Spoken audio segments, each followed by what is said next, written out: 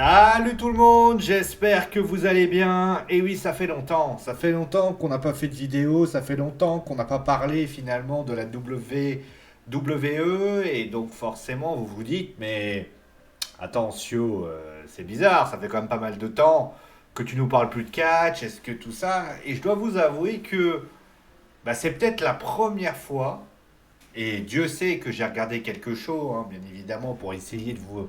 Je regardais quelques résultats, je regardais de shows. C'est peut-être la première fois que WrestleMania ne m'intéresse pas. Alors je vais vous expliquer pourquoi. On va bien évidemment parler aussi de ce qui s'est passé entre Cody Rhodes et Randy Orton, parce qu'elle symbolise au final ce qui s'est passé au sein de la WWE et qui finalement me laisse très pantois dans cette histoire. Parce que on aura un show qui va avoir lieu la semaine prochaine, qui sera entre le 18 et le 19 avril. Le public de la WWE gronde à cause de certaines décisions de la part de la WWE. La dernière décision qu'ils n'ont pas acceptée forcément, c'est la présence de Pat McAfee.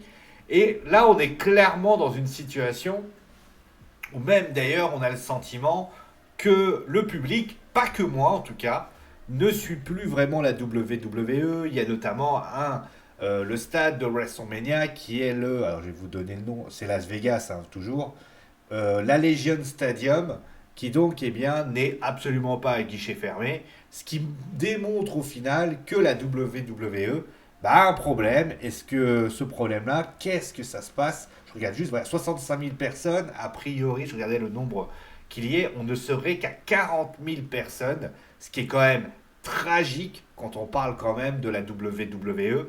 Et en général, WrestleMania est quand même fait partie quand même de ces shows qui, quoi qu'on en coûte, quoi qu'on en dise, c'est un peu la vitrine du catch, c'est le Super Bowl, c'est le PSGOM de la Ligue 1, c'est la finale de la Ligue des Champions, c'est le Grand Prix de Monaco de Formule 1, c'est tout simplement une sorte de logique qu'on a quand on veut regarder du catch.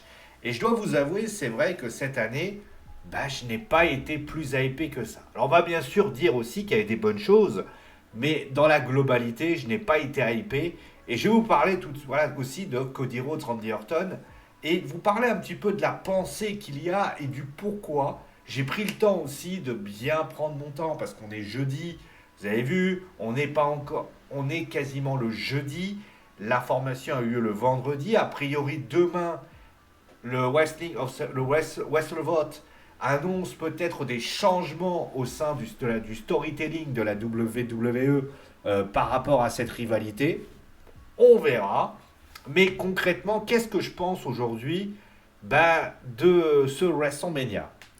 En fait, si on regarde, donc il y a énormément de matchs. On a du CM Punk, Roman Reigns, du Stephanie Vaquer contre Liv Morgan. On a donc Cody Rhodes, Randy Orton, des matchs par équipe, des matchs, pour ainsi dire, en voiture, en voilà. On a du Seth Rollins contre du Gunter, et ainsi de suite, et ainsi de suite. Alors déjà, on va commencer tout de suite par dire que pour moi, CM Punk contre Roman Reigns, j'ai trouvé que la rivalité se tenait la route. Alors oui, ça parle beaucoup de personnel, et c'est vrai que le côté You Hold, ça a un petit peu énervé CM Punk. C'est peut-être là que ça a un petit peu mal géré, mais il faut savoir que Roman Reigns aurait dû parler notamment de son papa à CM Punk, je crois, et notamment aussi de Larry, qui est le chien de CM Punk. Pourquoi ça n'a pas été fait? Est-ce que CM Punk ne souhaitait pas en parler? Ils ont dû faire ça. Mais dans la globalité, j'ai trouvé que la rivalité se tenait. Et honnêtement, je suis plutôt content. Content de ce qui se passe. La rivalité entre, on va dire, Stephanie Vaquer contre Liv Morgan, moi je la trouve bien. Il y a notamment, j'ai vu, il y avait un segment très fort, notamment en coulisses, avec Liv Morgan avant qu'elle choisisse Stephanie Vaquer. Il y a différentes choses qui se mettent en place. Je vais revenir, vous inquiétez pas, il y a d'autres choses que je vais pouvoir revenir là-dessus. On a également la rivalité entre Fatou et Drew McIntyre, même si pour moi Drew McIntyre aurait dû arriver avec le titre de la WWE. Mais concrètement, c'était intéressant. Le match entre Finn. Alors après, il y a des matchs qui auraient pu être bien meilleurs. Je pense à Finn Balor, Dominic Mysterio. On a parlé du Demon. Enfin, excusez-moi, mais il y avait tellement de choses à raconter entre Finn Balor et Dominic que j'ai trouvé que c'était globalement assez inexistant. Donc il y avait tout ça. Après, bah, il y a des matchs qui sont globalement assez anecdotiques. Quand je vois par exemple que les Usos et les Knights font équipe avec The Vision, affronteront The Vision et HO Speed, que il se murmure que Jelly Roll tournerait autour et qu'on parle d'un match par équipe, notamment avec bah, finalement Danhausen et qui ferait face à Le Miz et Kit Wilson. Ouais, bon, voilà, ça reste intéressant. Que pour le moment, je n'ai pas vu de match pour les ceintures par équipe. Que le titre des États-Unis, certes, sera défendu, mais qu'il aurait dû être défendu aussi par Carmelo Hayes et non pas Sami Zayn, parce que pour moi, Sami Zayn contre Trick Williams, il y avait matière à travailler dessus. Tu n'avais pas besoin de mettre finalement un Carmelo Hayes de côté. Alors certes, voilà. Il y a les ceintures par équipe féminines qui sont bien représentées, c'est vrai. Et puis, bah, il y a notamment le petit ovni de la rivalité, enfin deux ovnis de la rivalité. La première, c'est Gunther contre Seth Rollins. On va y revenir bien après. Et forcément, Brock Lesnar au Bafemi, parce que tout le monde est en train de péter un câble sur cette rivalité. Mais je vais y revenir comme quoi, cette rivalité, au final, bah, si c'était pas au Bafemi, que c'était Homos qui serait arrivé, je pense qu'en réalité, on n'aurait peut-être pas eu la même hype. Voilà. Bon, on va parler déjà commencer par ma vision de la WWE et de ce qui se passe entre Randy Orton et Cody Rhodes. En fait, honnêtement, les gens sont mécontents, les gens sont pas hypés, et moi je suis pas hypé par cette carte. J'ai regardé le Royal Rumble, j'ai fait notamment le débriefing, souvenez-vous, et j'avais dit, ça part plutôt bien. Il y avait de la logique, il y avait quelque chose que tu sentais qui était intéressant. Et puis à Elimination Chamber, je me suis dit, ils vont certainement capitaliser sur ce qu'ils sont en train de se créer pour finalement faire une rivalité beaucoup plus accélérée avec finalement de bonnes choses à construire. Eh ben non. Alors ça, il y a des choses qui ont été construites, qui ont été données. Randy Orton, par exemple, qui est arrivé, qu'on a vu. Mais notamment, on a vu ce qui s'est passé. Mais on va commencer tout de suite par parler de cette rivalité entre Cody Rhodes et Randy Orton. Parce que Cody Rhodes et Randy Orton, bah, le problème de cette rivalité, on va parler après de Pat McAfee, parce que Pat McAfee est un autre problème en soi. Quand Randy Orton et Cody Rhodes s'affrontent, tout le monde est là. D'ailleurs, on peut le voir notamment, ils font des remakes, notamment de la rivalité. Est-ce qu'il y avait besoin de parler? Je veux dire, Randy Orton a fait quoi? Randy Orton a fait ce que John Cena a fait l'année dernière à Cody Rhodes. C'est-à-dire que vous prenez Randy Orton, vous le remplacez par John Cena, vous avez la rivalité de l'année dernière, au milieu vous avez Pat McAfee, qui est le Rock au final, sauf qu'il sera plus présent parce que voilà, ou comment il s'appelait le rappeur là dont tout le monde a oublié son nom. Et au final, voilà ce qu'il en est. Et le truc, c'est que ce qui a déplu au WWE Universe, c'est pas le choix. Parce que moi, j'ai toujours dit, quand vous êtes team créative, le but, c'est pas de nous contenter. Parce que nous contenter, vous pouvez pas contenter tout le monde. Je crois que tout le monde était d'accord sur l'idée que Randy Orton, Cody Rhodes, ça pouvait se vendre. C'était une bonne nouvelle. Alors certes, là où je rejoins ça, c'est que pourquoi ils n'ont pas mis aussi Drew McIntyre et Jacob Fatu? Ça pouvait créer un Fatal 4-Way qui était quand même plutôt intéressant. On aurait eu une double rivalité qui aurait pu se créer. Randy Orton, Cody Rhodes auraient pu être en équipe. Alors certes, et d'ailleurs je me dis, le turn n'était peut-être pas très judicieux, sachant qu'on aurait pu avoir finalement un Fatal 4-Way qui pourrait être donné. Aujourd'hui, il en est là. Parce que moi, je le vois gros comme une maison. La rivalité va continuer jusqu'à au minimum SummerSlam. Randy Orton va reprendre la lumière en disant oh, bah, j'ai fait une petite connerie. Et au final, il va y avoir un match. Et je ne serais pas étonné que Randy Orton remporte finalement son 15e titre à la WWE. Et ça risque d'être un peu gênant parce qu'on aime Randy Orton tout aussi fort qu'il est. Et honnêtement, le public d'ailleurs, quand Randy Orton a turné, le public n'était pas contre Randy Orton. D'ailleurs, le public n'en veut pas à Randy Orton. Le public considère que Randy Orton continue à faire ce qu'il a à faire. Il le fait plutôt bien, on connaît le côté heel de Randy Orton, mais la réalité aujourd'hui, c'est que Randy Orton, bah, comme Cody Rhodes, d'ailleurs on va commencer tout de suite par en parler, bah, subissent les choix de la WWE et plus précisément de l'actionnaire qui est tout au-dessus, c'est-à-dire TKO. Parce que le choix de Pat McAfee ne vient pas de Triple H, le choix de vient de TKO eux-mêmes. C'est Harry Emmanuel, PDG, alors je crois que c'est le PDG de TKO, ont pris, alors, je crois que c'est pas TKO, c'est encore plus haut, je crois que c'est TKO, je sais plus. Bon bref, c'est au-dessus de, je crois que c'est, voilà, Harry Emmanuel, qui a décidé qu'ils devaient mettre Pat McAfee. Parce que les billets ne se vendaient pas suffisamment. Et quand John Cena eh bien, déboulé et en tant que guest host, c'est parce que les billets ne se vendent pas. Il ne faut pas être hypocrite, il ne faut pas être débile. Randy Orton a Pat McAfee pour vendre du billet. Parce qu'ils se sont tous dit, bah, si on fait ça, ça va vendre des billets. Mais quelle erreur. Et honnêtement, c'est la preuve que TKO ne connaît pas le catch. On ne fait pas du Lego avec une rivalité. Vous allez me dire, ouais, mais une rivalité, tu peux mettre un peu... Non, il faut qu'elle soit construite. J'ai toujours dit un truc. Quand vous faites une rivalité, on s'en fout que la rivalité, elle affronte... elle peut affronter Danhausen contre Randy Orton, si tu veux. Il n'y a pas de problème. Mais il faut que dans cette rivalité, on ait une cohérence. C'est-à-dire que tu peux me faire affronter qui tu veux, tant que la cohérence est là. Tu mets un Fatal 4-Way, par exemple, entre Fatou, McIntyre, Randy Orton et Cody Rhodes, je n'ai même pas besoin d'en discuter. Pourquoi ? Parce que tu as une construction précise de la rivalité. Il y a Randy Orton qui a des contentieux avec Drew McIntyre, qui est dans les parages, qui a remporté le Chambers, qui peut avoir un contentieux côté amitié avec Cody Rhodes, notamment avec ce qui s'est passé. Tu peux aussi imaginer peut-être entre les deux un Fatou et un McIntyre qui peuvent pas se piffer, mais au final, comme Fatou peut pas blairer Cody Rhodes par rapport à diverses choses, et ben au final ça fait ceci également. Et dans cette histoire-là, t'en as un qui est juste à côté, qui est finalement Jacob Fatou, qui peut faire un peu tout ça au milieu.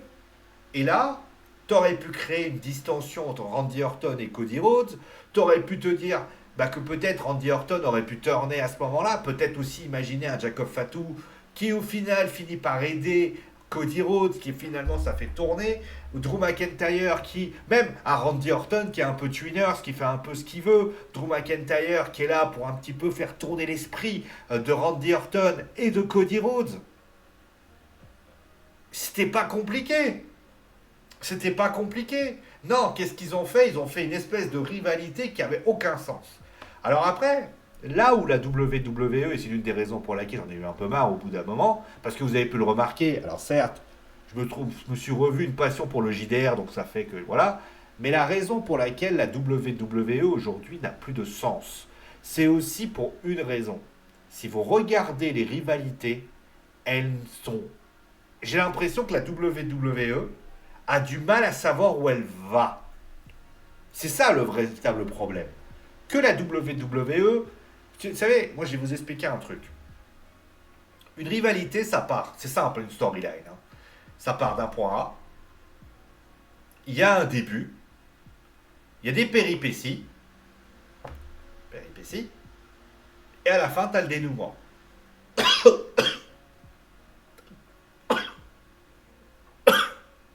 Je vais y arriver. Et c'est que ça. Pourquoi faire compliqué ? Vous prenez ces quatre-là, vous les mettez ensemble, vous avez la rivalité de l'année. Et vous mettez Roman Reigns, CM Punk. Vous allez me dire, ouais messieurs, il faut garnir la carte, c'est pour ça. Il y a un match pour les ceintures par équipe qui n'est pas défendu.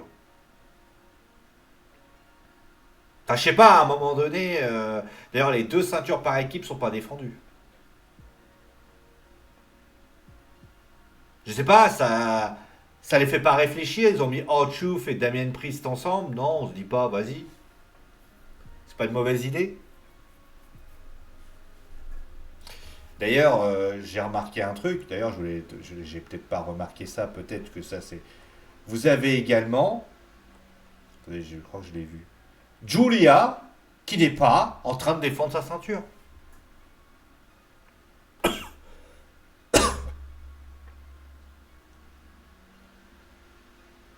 Voilà.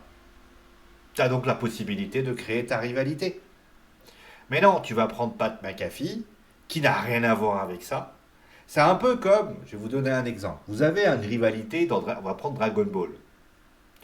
Vous avez Sangoku qui affronte Freezer.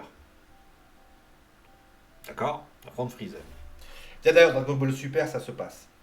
Vous avez, regardez, je vais vous donner une rivalité qui tient la route et une rivalité qui ne tient pas la route. À un moment donné, vous avez, dans l'arc-bout, au tout départ, vous avez Sangoku qui, au départ, doit empêcher que Boo soit génère et tout ça. Sauf que, qu'est-ce qui se passe? Babidi décide de corrompre l'esprit de Vegeta, et Vegeta finit par, finalement, avoir son duel face à Sangoku qu'il souhaite depuis très longtemps. Pendant ce temps-là, Sangohan, etc. Là, il y a une cohérence. Il y a une cohérence. Pourquoi? Parce que Vegeta contre Sangoku, on sait que le manga va bientôt finir, et au final, ça donne à Vegeta une vraie culture, et on se dit, c'est une rédemption de lui-même. Voilà, c'est-à-dire, on se dit, Vegeta a envie d'être méchant pour la dernière fois, mais pour devenir, en étant méchant, il comprend que ça ne lui sert à rien. Ça raconte quelque chose, il n'y a pas de problème. Mais quand vous regardez la suite, Gotenks, après vous avez Gohan, Ultimate Gohan, après vous avez Végétaux, après vous avez Goku avec le Genkidama à la fin. Ben à ce moment-là, on ne comprend plus rien. C'est qui le héros? Alors certes, ça reste Goku, mais au final, ben, tout le monde est là en train de dire, il n'y a pas de cohérence. Vous voyez ce que je veux dire? Si vous voulez être cohérent, c'est pour ça que je dis, vous ne pouvez pas ramener du monde juste pour ramener du fanservice. Le fanservice, ça marche à condition qu'il y a une cohérence claire dans ce que tu veux faire. Tu vas pas ramener... Les Avengers, ils arrivent pas... Prenez les Avengers, Iron Man, Captain America et tout ça, avant de se former et créer quelque chose, ils sont tout seuls et au final, ils se réunissent pour créer les Avengers. Tu peux pas à un moment donné faire venir Iron Man avec Captain America juste parce que tu as décidé que ça faisait du fan service. Eh oui, parce que tu peux pas faire ça. Dans le prochain Spider-Man qui va avoir, on a eu la bande-annonce, tu vas pas voir débouler, je sais pas. Regarde, t'as Bruce Banner qui est là.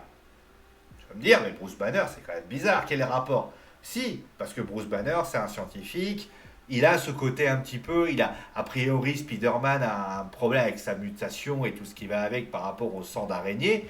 Il y a une cohérence. Alors on verra comment ça se passe. Mais concrètement, c'est comme ça que ça doit être fait.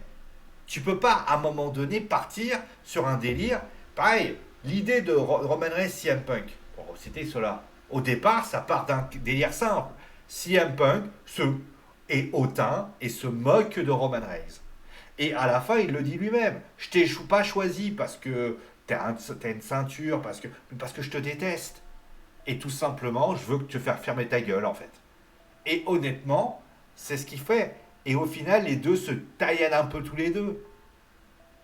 Et honnêtement, quand CM Punk dit je vais t'enterrer à côté de ton père, c'est une réalité. Quand tu vois, par exemple, bon, elle est allée un peu fort, mais quand tu vois AJ Lee, Becky Lynch, c'est une très bonne idée.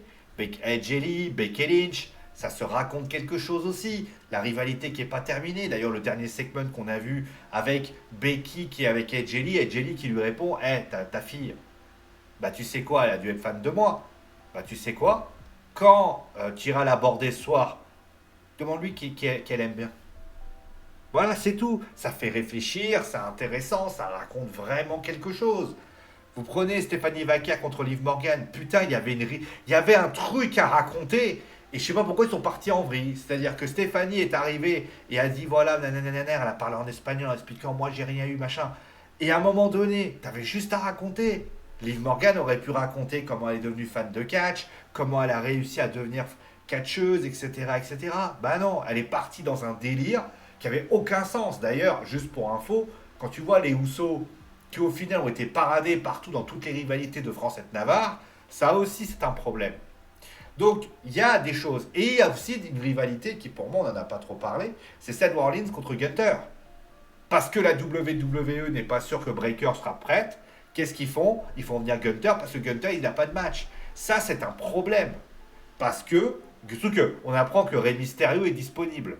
Mais Gunther, pourquoi? Alors, certes, ils ont essayé de raccrocher les wagons en mettant Gunther avec Paul Heyman en disant tu me dois un petit service. Frérot. Frérot. D'où tu dis ouais, il faut qu'il me rende un service. Qu'est-ce que tu vas dire? Il faut qu'il y ait un service. Parce que je suis désolé, Gunther, bah c'est Gunther. Aux dernières nouvelles, pourquoi il aurait besoin d'avoir un... Ça n'a pas de sens. Tout au long de cette rivalité, on voit les Visions tourner autour de Seth Rollins pour au final avoir les Visions qui partent... Parce que Braun Breaker et Bronson Reed sont blessés. C'est un peu léger, quoi. Et le nombre d'ailleurs d'influenceurs qui traînent autour de toutes les rivalités, c'est quand même un peu gênant aussi. On a Aisho Speed qui fait un match de catch.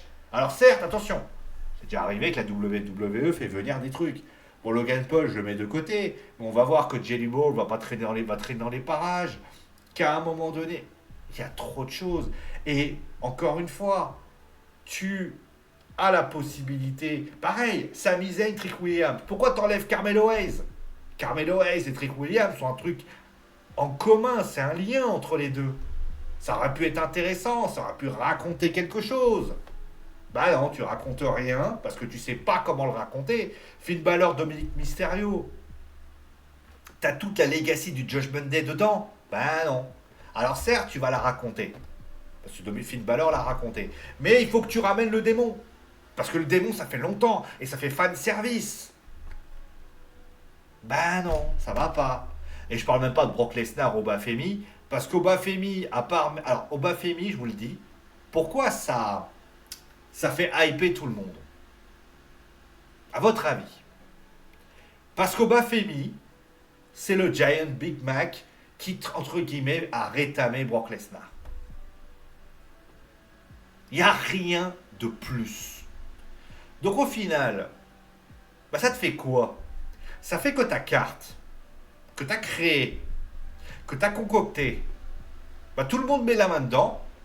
Tout le monde, il n'y a pas de cohérence parce que oui, il y a eu des pépins physiques, mais à un moment donné, c'est pas la WWE, c'est comme ça. Mais à un moment donné, qu'est-ce que t'as... Moi, je me rappelle, par exemple, petit aparté, rappelez-vous de Bray Wyatt. Bray Wyatt qui doit affronter l'Undertaker et la veille, il se blesse. Je crois, il se fait mal à la cheville, je crois.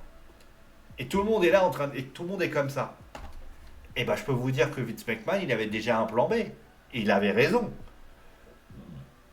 Là, on a l'impression que tous les blessés qui ont eu lieu, Breaker, Reed et tous les autres, bah, ça a finalement fait tout capoter. Mais moi, je suis à la place de la WWE. Si Seth Rollins ne peut pas affronter Breaker, ce qui peut être une possibilité, c'est comme ça. Mais à ce moment-là, fais pas revenir Seth Rollins. Tu le laisses de côté et tu le fais apparaître à WrestleMania où il met un stamp sur finalement sur The Vision.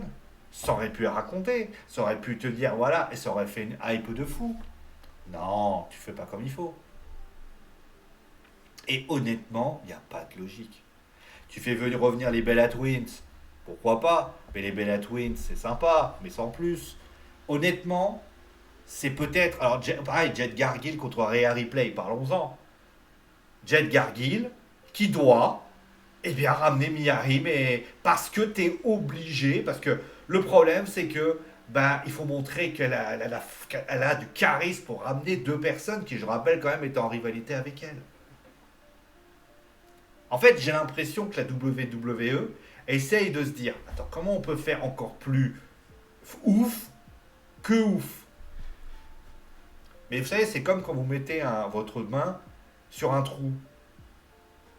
Bah en fait, si vous allez enlever la main, vous allez voir le trou. Donc qu'est-ce que vous devriez faire? Colmater. Donc ça veut dire que ce que vous faites, vous regardez le trou, vous regardez ce qui va pas, vous savez, c'est comme, je sais pas, par exemple, vous avez une fissure. Je vais vous donner un exemple. Vous avez une fissure dans mon, là, par exemple, là, vous avez une fissure sur mon mur. Ben, je vais pas regarder en disant, je vais faire comme ça personne le verra.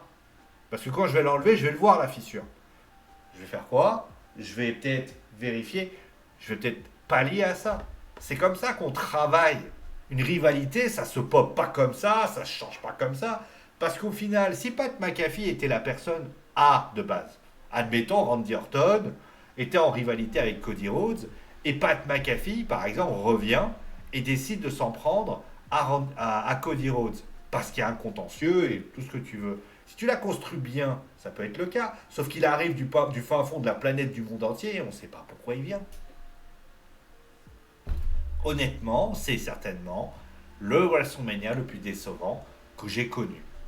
Alors après, vous allez me dire, ouais, messieurs, peut-être qu'on va avoir des trucs de fou, peut-être que...